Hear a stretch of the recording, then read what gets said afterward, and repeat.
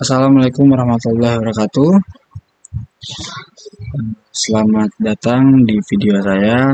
Di sini saya akan menjelaskan tentang normalisasi dalam sistem perpustakaan. Nah, dalam video ini saya akan menjelaskan apa itu normalisasi, mengapa penting dalam sistem perpustakaan, terus ada langkah-langkah normalisasi dalam basis data perpustakaan, serta implementasi praktisnya. Pertama, apa itu normalisasi? Nah, normalisasi dalam basis data adalah proses penting untuk mengatur struktur data guna mengurangi redundansi dan menjaga konsistensi data.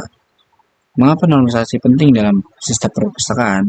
Nah, dalam konteks perpustakaan, normalisasi itu memungkinkan penyimpanan data yang efisien, mengurangi redundansi, dan meminimalkan kemungkinan kesalahan. Dengan basis data yang terorganisir dengan baik, aktivitas seperti pencarian, penambahan, penghapusan, dan pembaruan data menjadi lebih efisien dan konsisten. Yang kedua ada tingkatan normalisasi. Normalisasi basis data adalah proses penting yang terdiri dari serangkaian tingkatan, dimulai dari 1NF hingga mencapai tingkat normalisasi yang lebih tinggi seperti 2NF, 3NF, dan kadang-kadang hingga BCNF. Nah, pada tahapan pertama, 1NF itu bertujuan memastikan bahwa setiap sel dalam tabel harus berisi nilai atomik tanpa nilai gabungan atau kompleks. Selanjutnya, 2NF itu memastikan setiap atribut non-kunci bergantung sepenuhnya pada keseluruhan kunci utama. Sementara 3NF itu menghilangkan ketergantungan transitif, memastikan bahwa setiap kolom non-kunci tidak bergabung pada kolom non-kunci lainnya. Terakhir, BCNF itu untuk menuntut bahwa setiap kunci kandidat setiap tabel hanya memiliki satu kunci kandidat. Nah, setiap langkah dalam normalisasi itu bertujuan untuk mengurangi redundansi, menjaga konsistensi, dan memastikan struktur data yang efisien dalam basis data. Ketiga ada implementasi normalisasi. Nah, di sini ada relasi awal, ada entitas buku berisi tentang atributnya ID buku, judul, penulis, tahun terbit, penerbit, dan kategori. Untuk entitas anggota perpustakaan ada ID anggota, nama, alamat, dan nomor kontak. Dan yang terakhir ada entitas peminjaman, itu atributnya ada ID transaksi, lalu ada ID anggota, ID buku, tanggal peminjaman, dan tanggal pengembalian. Nah, ini adalah proses pemisahan relasi ke dalam 1NF. Nah, pada tahap 1NF ini, setiap nilai di setiap baris harus atomik atau tidak terbagi. Jika ada kolom dengan nilai yang bisa dibagi lebih lanjut, kita harus memisahkannya menjadi beberapa kolom terpisah. Di sini relasi awal tersebut sudah dalam 1NF karena setiap kolom memiliki nilai atomik yang tidak dapat dibagi lagi. Selanjutnya, pemisahan relasi ke dalam 2NF. 2NF memastikan setiap kolom non-kunci sepenuhnya bergantung pada seluruh kunci primer. Jika ada atribut yang hanya bergantung pada sebagian kunci primer, maka perlu ada pembagian entitas. Nah, ada kompetensi dalam relasi 2NF. Pertama, ada relasi buku, ada atributnya, ada ID buku, judul, penulis, tahun terbit, penerbit, dan kategori. Untuk relasi kedua, itu ada salinan buku. Nah, itu terdiri atribut, ID buku, dan jumlah salinan. Yang ketiga ada anggota perpustakaan. Di sini ada atribut ID anggota, nama, alamat, dan nomor kontak. Yang terakhir ada relasi peminjaman. Di sini ada ID anggota, ID buku, tanggal peminjaman, dan tanggal pengembalian.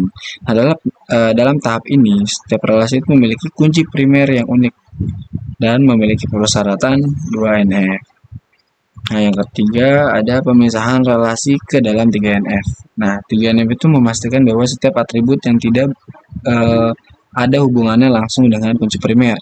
Tidak ada yang bergantung pada atribut lain dalam tabel. Nah, perubahan ke dalam relasi ini pertama ada buku. Di sini ada ID buku, judul, penulis, tahun terbit, penerbit, dan ID buku sebagai primary key. Terus ada relasi kategori buku. Di sini ada ID buku dan kategori. Nah, dengan memisahkan kategori buku ke dalam relasi terpisah, kita memastikan bahwa tidak ada ketergantungan transitif. Nah, relasi kategori buku ini bergantung pada ID buku. atau kunci asing dan bukan pada atribut lain dalam relasi buku, memenuhi persyaratan 3NF. Dan keempat, ada pemisahan relasi ke dalam BCNF. Dalam normalisasi ke dalam bentuk normal bus code atau BCNF, itu fokusnya adalah memastikan bahwa setiap atribut non kunci sepenuhnya bergantung pada kunci primer dalam setiap relasi. Dalam contoh relasi, di sini ada peminjaman yang telah diberikan. Terus ada penambahan ID transaksi membantu mengklarifikasi kunci primer yang unik untuk setiap transaksi peminjaman. Nah, BCNF itu memerlukan setiap baris data dalam relasi untuk dapat diidentifikasi secara unik melalui kunci primer. Dengan ID transaksi yang mungkin berperan sebagai kunci primer, setiap transaksi peminjaman memiliki identitas unik. Ketika setiap atribut seperti ID anggota, ID buku, tanggal peminjaman, dan tanggal pengembalian itu sepenuhnya bergantung pada kunci primer atau kalau di situ ID transaksi untuk setiap transaksi peminjaman. Relasi peminjaman melalui persyaratan BCNF. Ini mengidentifikasikan bahwa setiap baris data dapat diidentifikasi secara eksklusif melalui ID transaksi dan bahwa setiap atribut bergantung pada kunci primer tersebut. Dengan demikian, struktur relasi ini memperlihatkan konsistensi dan memenuhi kriteria normalisasi BCNF. Nah, penutupnya, normalisasi itu membantu dalam menyusun basis data perpustakaan agar terorganisir dengan baik, mengurangi redundansi dan memungkinkan manipulasi data secara efisien dengan struktur basis data.